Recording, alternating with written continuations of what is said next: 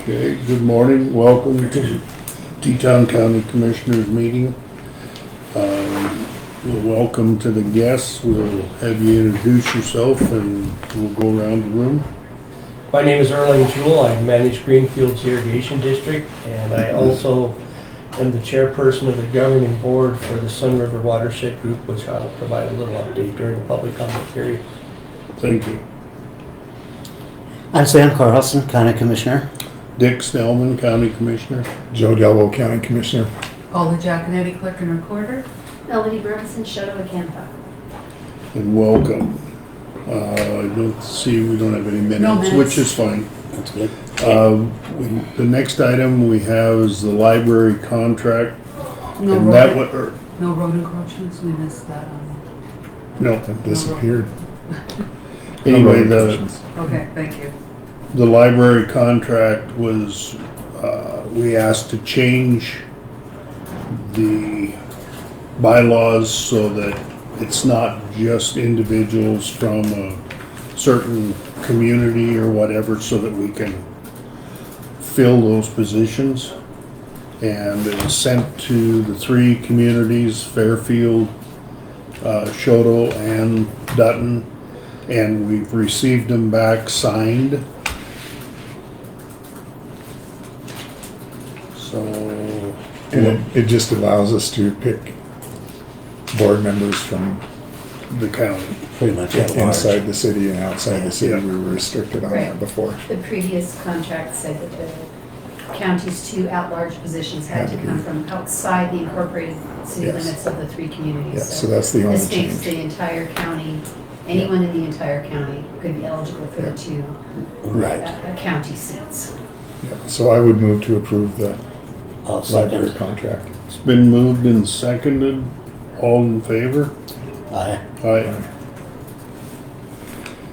Then we have the annual task order from the health department. The task order number is 24-07-1-01-012-0. That, And it- what is the for though? It's the master contract for the year. For, but Health, what, but, health department. but which grant? It's the big one with all the, Yeah, well, it's it's just. 39 pages. I'll give it to you No, if you it want. should, but it should say, is it just through the Department of, The Health and Human Services. it's with the DPHHS one, so it's the Yeah, total. it's the master contract. Okay, but it's- Montana Cancer Control Programs, see, there you Montana go. Tobacco Prevention It covers all Program, of our grants. Healthy Living Program, Yep, Diabetes, and Montana Connect Program. yep. that's what I The need. total amount is $321,159.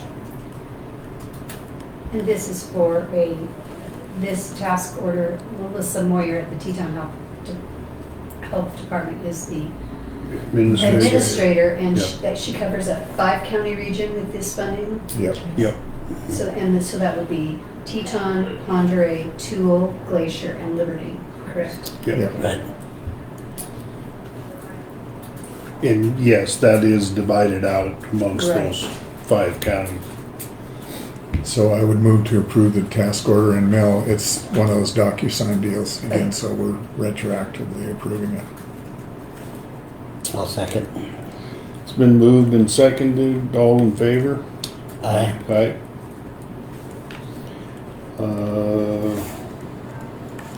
The gentleman's not here from Deep Creek Road. Alan O'Borney, we talked to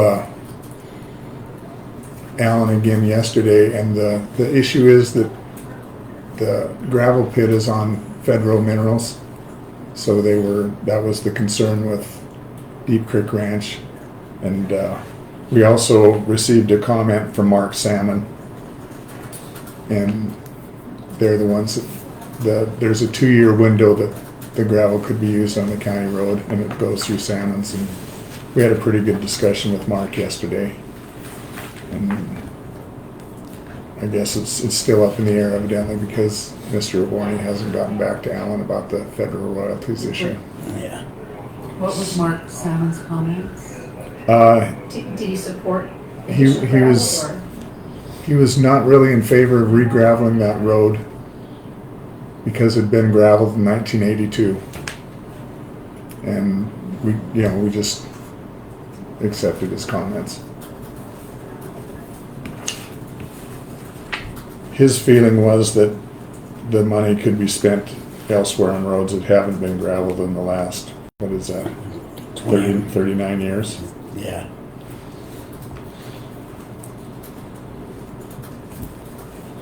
And that's the only comment we have. We didn't really open up a hearing, but I thought we should make Yeah. note of that comment because he took time to call us, which we appreciate. So it's, So I guess we'll just put it on the Table it. agenda again if we get any more news. Yeah.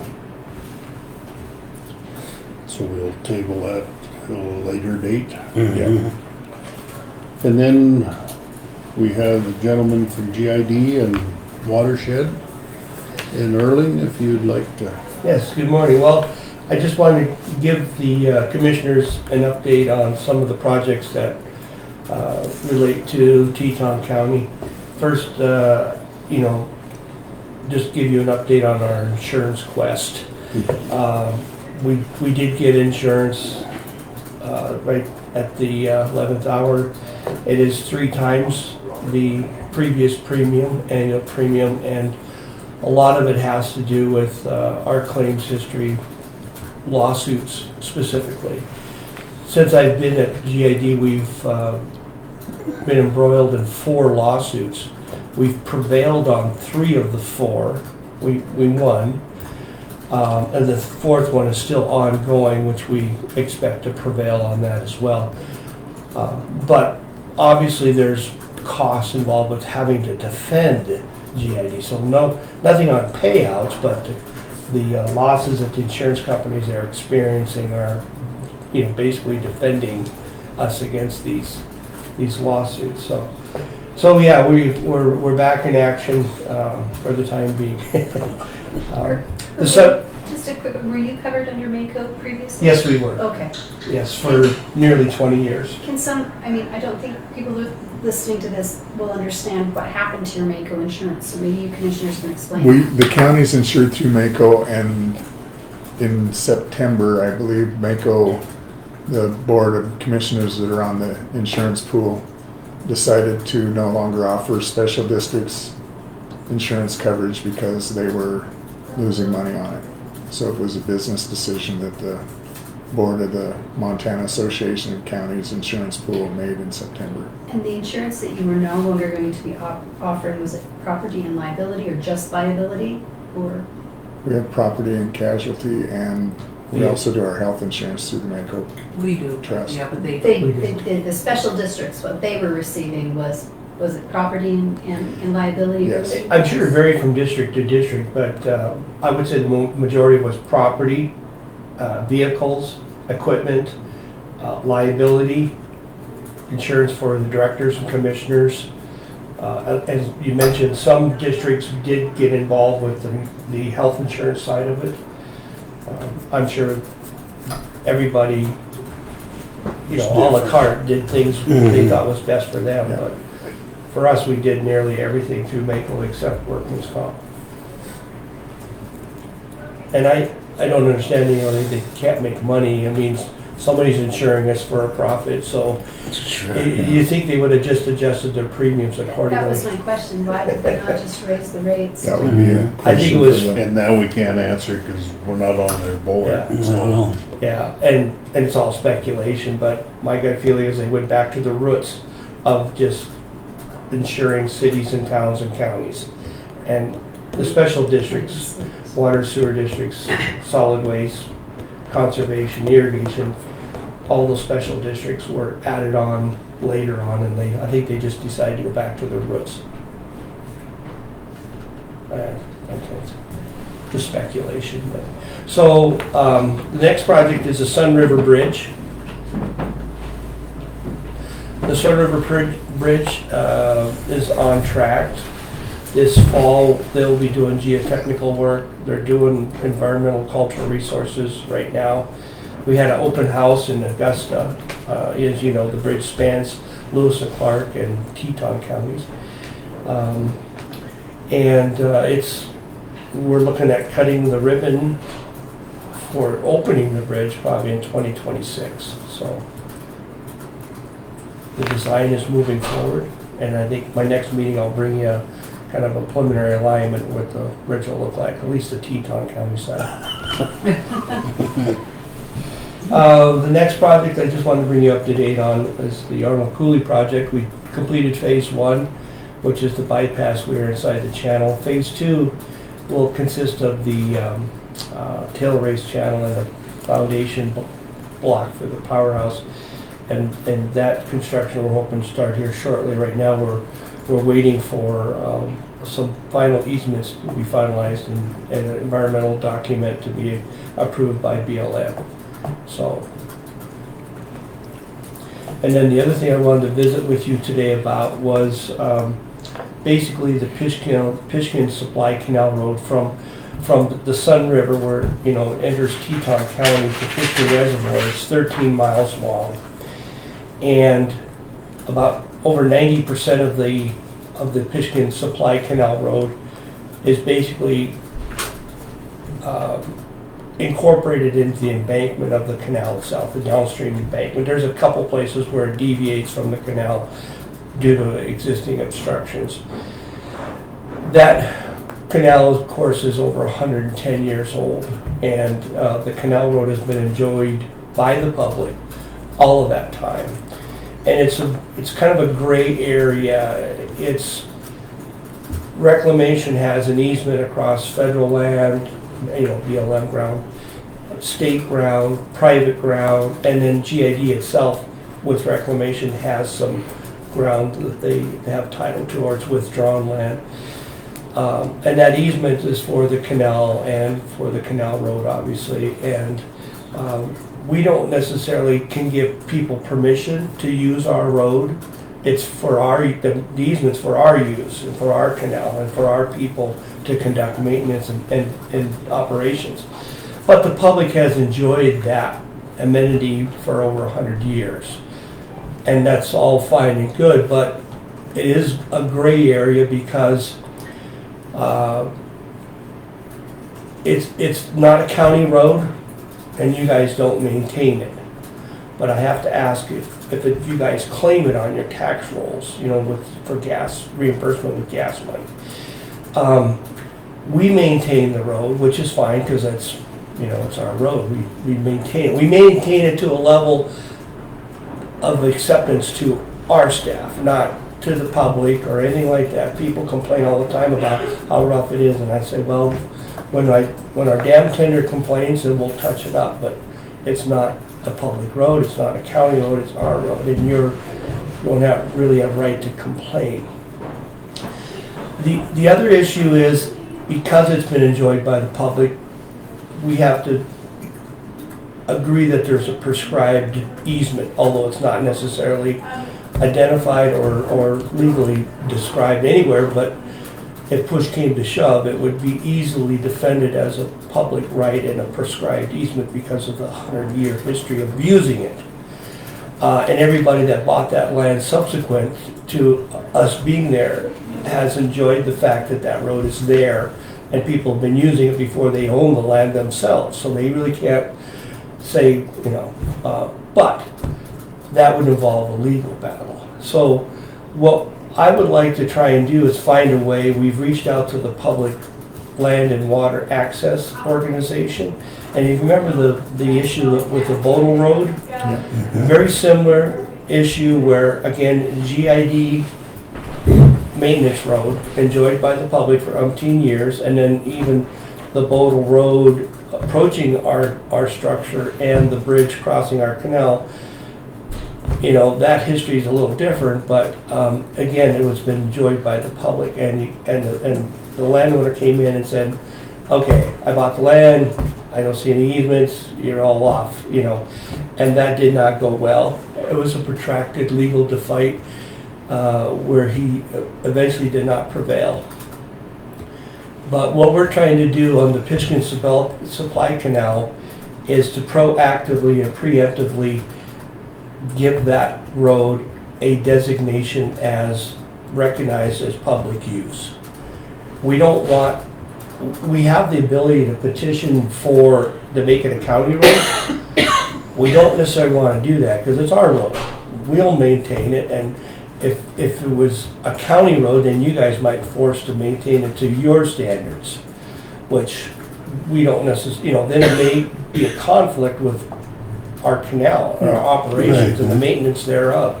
Right. So we would just like for somehow to avoid the lawsuits and find a way to declare this a public access. Because if a landowner locked a gate and said, you guys can't cross here anymore, that would trigger complaints and trigger the public access people to file a lawsuit and all that stuff. So I have to believe there's a way we can skip that part of the issue and just go right into how do we declare this a public access without having the protracted legal battle. And that's where people seem like, well, I don't know, it just seems like the lawsuit has to come. And I'm just a simple guy, and I would think So that there's a have way. you talked to Joe Coble? I have not talked to him personally, You have, no. And we've talked to. This is Merle Morris. We're on camera. I didn't even see him come in. So the lower part of that road went through about 3/4 of the process to become a county road up to that first bridge. But the commissioners, there's 3 things that have to happen to make it a county road. The commissioners have to have a viewer's report, and then they have to have a hearing, and then they have to declare it open. They did the first 2 things. We've scoured, Coble's been over, we can't find where they declared it a public road. And they got a access agreement signed from GID even, but they never declared it a public road, so. A county road. A county road. Good. But yet they built the bridge.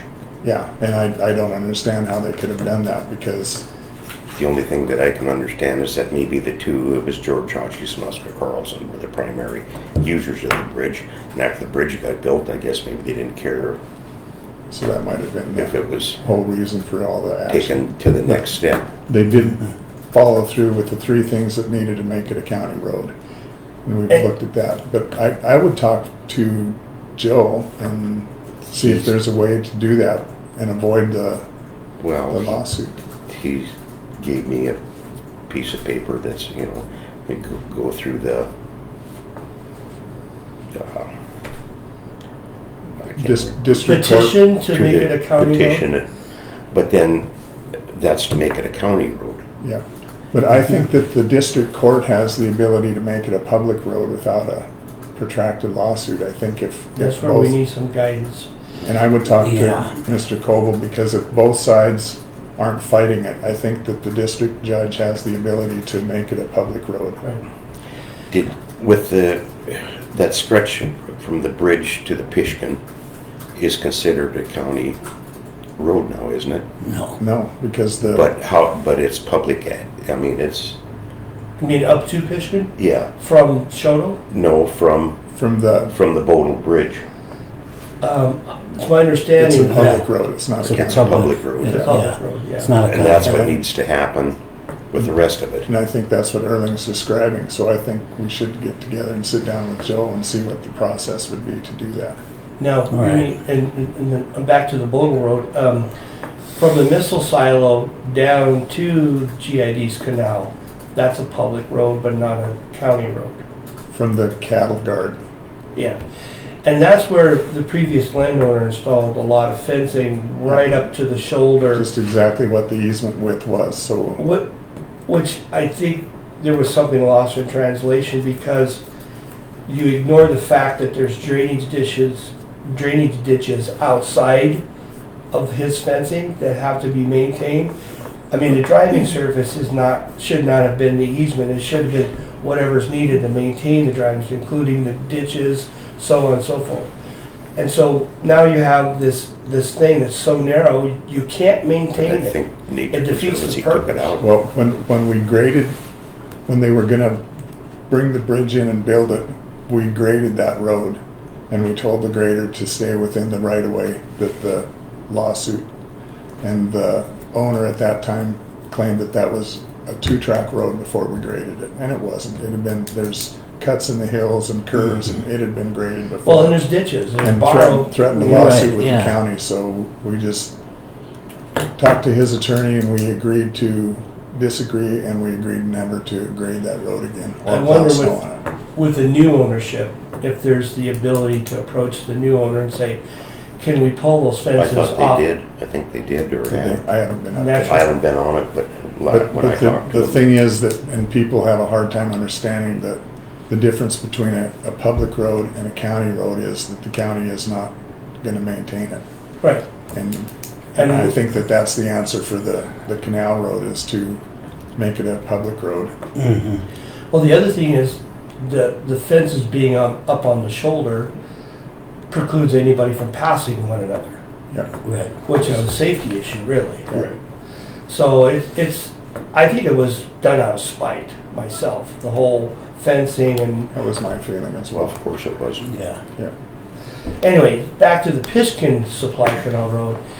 I have to believe that the majority of the landowners would be in favor of this public designation, because it's a little hypocritical for them to say not when they need to travel across other people's well. private land to get to their isolated private land. And that's the whole issue, is that nobody wants to acknowledge that this has a Legal. adopted prescribed easement, although it's not legal.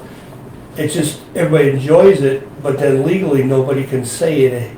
And it's, so if somebody wants to buy, if I want to go up there and buy 20 acres of ground and finance it through the bank, the title company won't say that I have a legal access to my isolated parcel. And I say, well, I just drove it yesterday.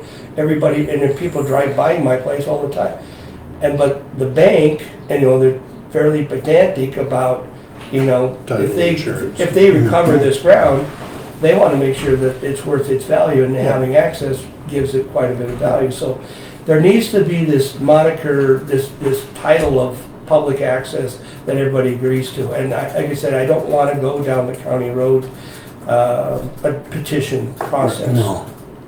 And I think from the conversation that if we can visit with Joe Coble, and then if we have to go to district court to have the judge sign it. Who has to take it to district court? That's a question for our Yeah, that's attorney. a legal question. But we would certainly be able to have that conversation with him. Yeah.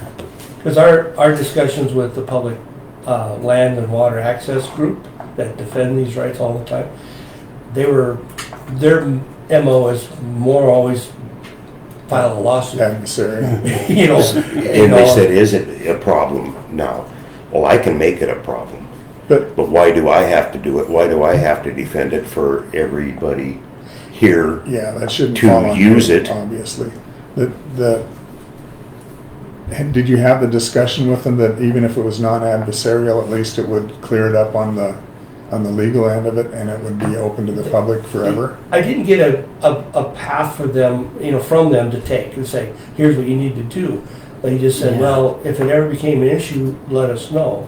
Because it's almost like, well, if it's not a problem, why are we talking about it? It's not their job to take care of it if it's But not a problem. Right. And They if, would like you still said, be if, gaining clarity on it being public access. I don't understand why they wouldn't jump it all would be a over it. win for them. And it wouldn't be expensive cheap- if and nobody's cheap win. opposing it. Yeah.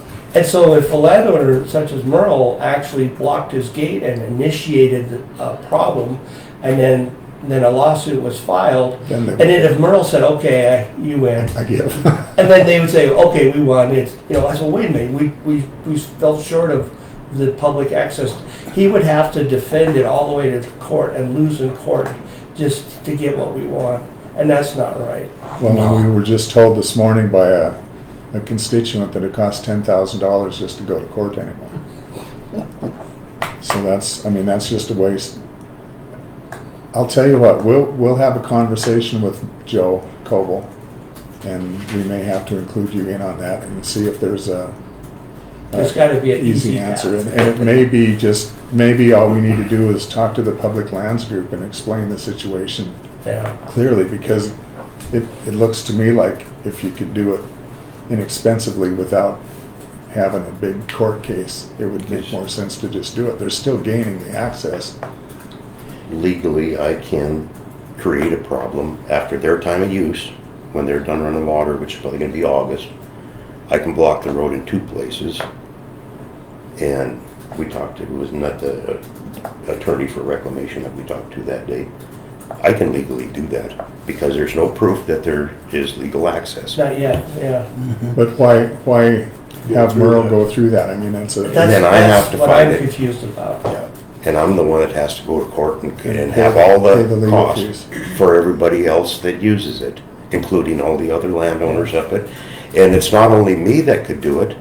There's a little piece of Jack Salmon's right beyond me.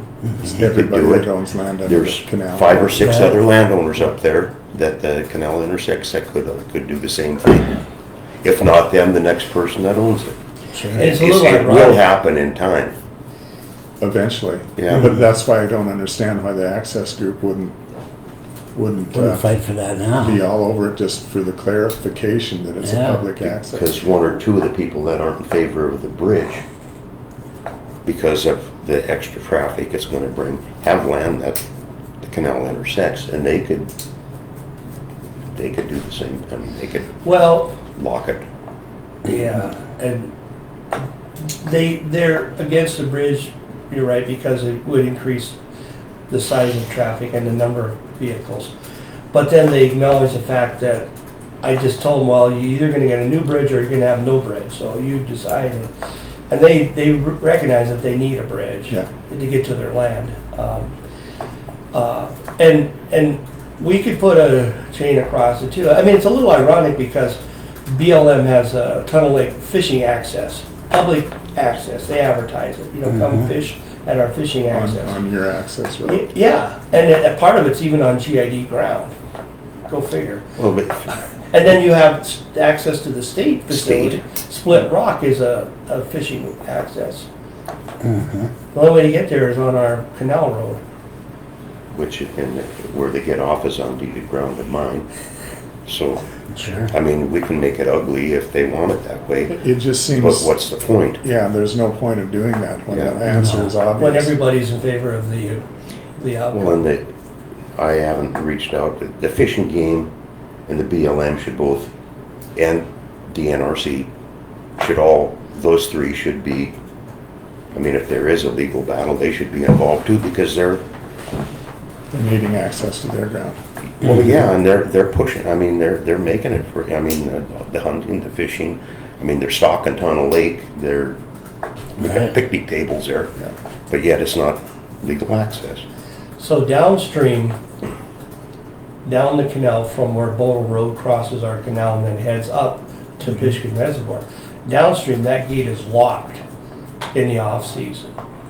It's unlocked during the water season because we have to drive it several times a day, and so we don't want any impediments. But in the off-season, that's locked, and we have our own lock in series with the owner's lock. And people complain and just say, well, that part's not public road, Wasn't because it part of always the came city. down upstream of that, so, and that's the way it is, it's, we have the easement, and we'll work with the landowner to maintain a lot of their privacy and so on and so forth, but I think the Fishman Supply Canal Road, I think that's out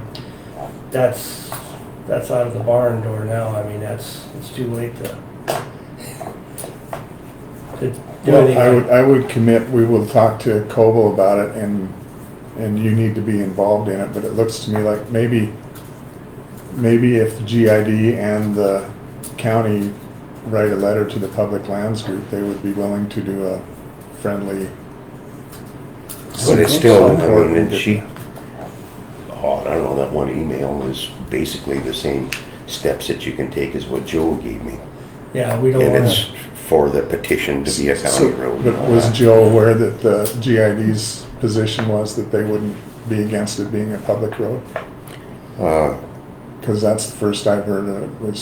Yeah, and it needs to be, I mean, it needs to be just legal public access. Yeah, That could be proved by 110 years of use or whatever. Right. Yeah, again, I don't think we're opposed to anything changing beyond what's happening right now.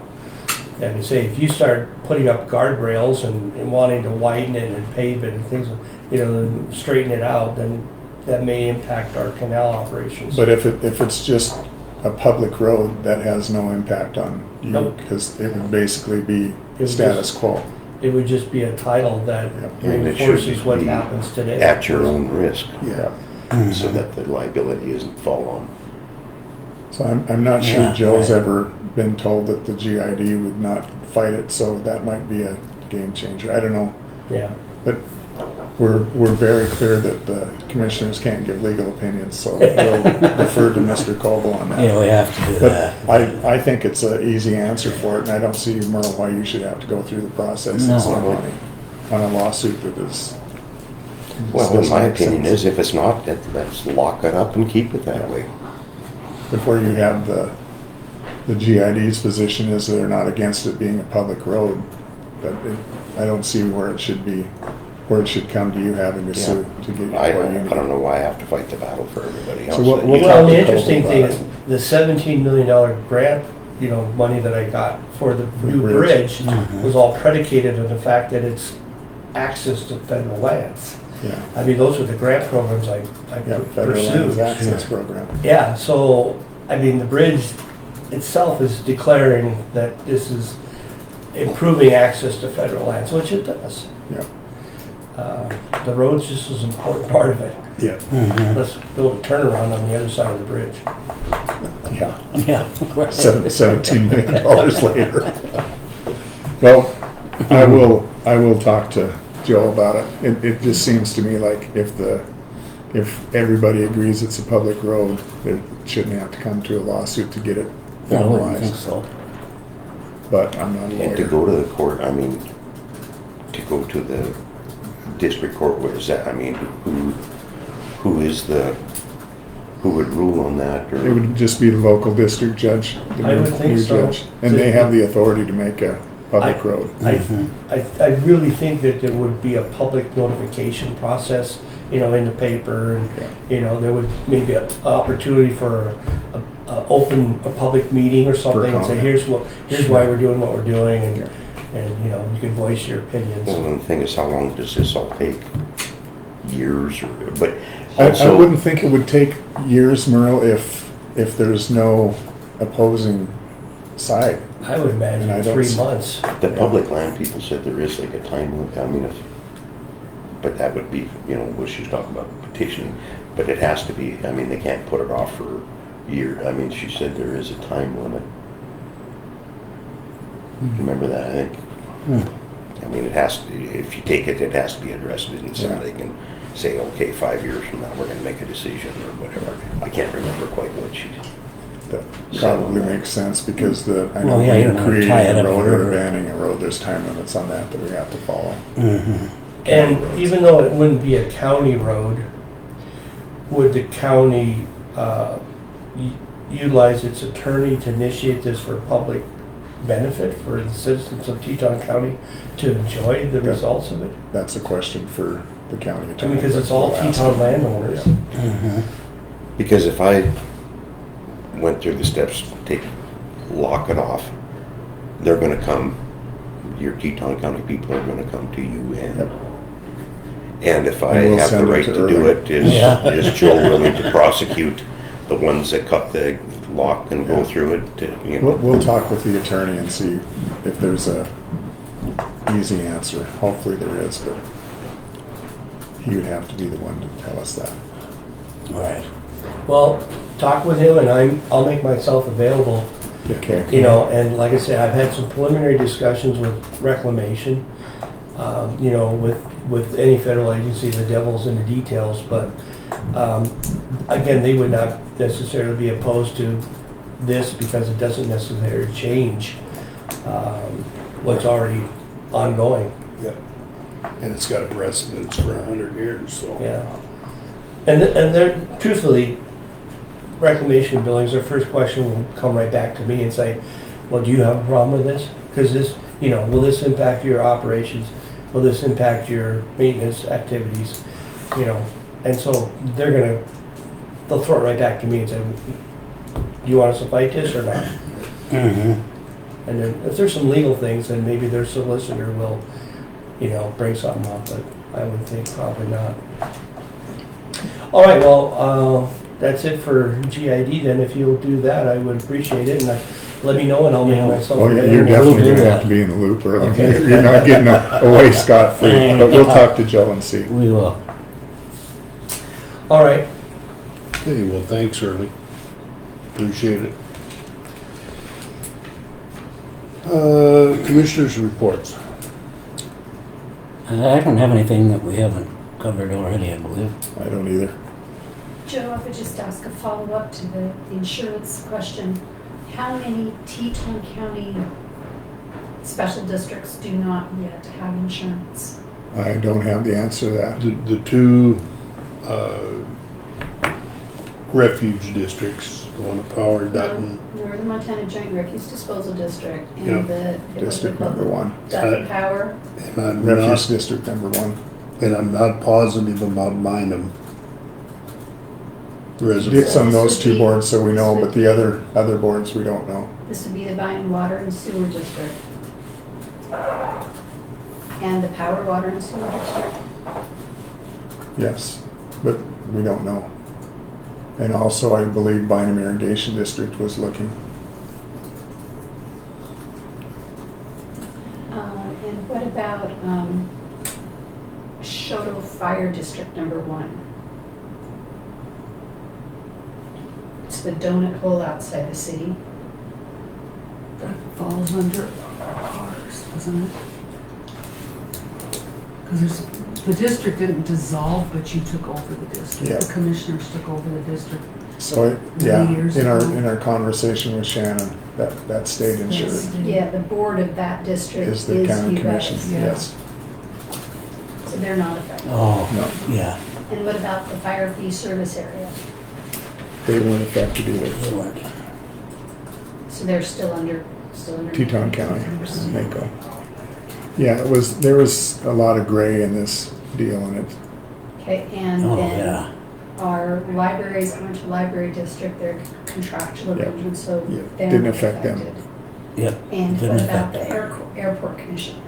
They're also a contractual joint city-county deal, so are they not affected They're either? not affected. we sat down with Shannon on the phone and went through and with the gray ones, and that was her decision. And who's Shannon? Oh, Mako. She's the Okay. income. Mako insurance person. So really, NMJRDD, Refuse District number 1, which serves Surrey Power and Dutton, Bynum Water and Sewer, Power Water and Sewer, and Bynum Irrigation District. That's my understanding.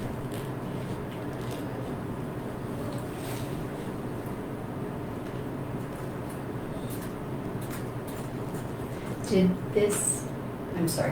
this then, did this reduce the county's bill?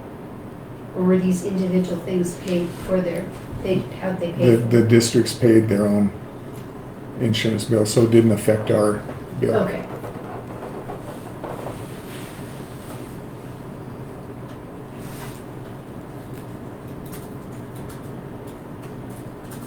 I don't have any more questions. That's it? Yeah, now,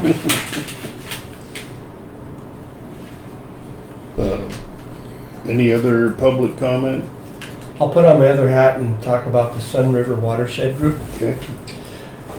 Tracy could not be here today, but she did say that she was hoping to meet with you folks in August. But since I'm here, I just thought I would quickly give you, this Saturday is the Weed Whacker Rodeo, where we pull weeds up around the Gibson area, Diversion Dam area, both Teton County side and Lewis and Clark County side. It's the 25th anniversary of the Weed Whacker Rodeo. Many organizations donate to that. and I believe Teton County does as well.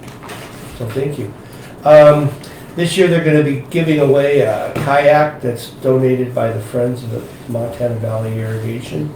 And of course, it'll be a free meal and, you know, burgers, buy your own beer, but there'll be some food served there at the lodge for all the people coming up to donate their time to help pull knapweed and other noxious weeds. So that starts at 8:30.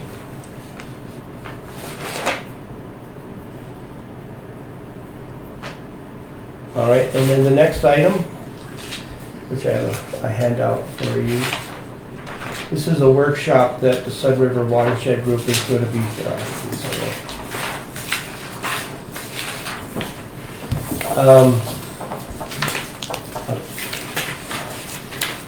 This is in conjunction with BLM and other groups. They're going to be doing a low-tech, process-based restoration workshop. We're going to be planting some willows and so on and so forth.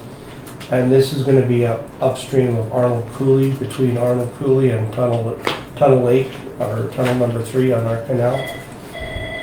So that's going to be in the middle of August, August 16th. And that's going to be all in Teton County, obviously. So if you want to have some attendees or learn about it or whatever.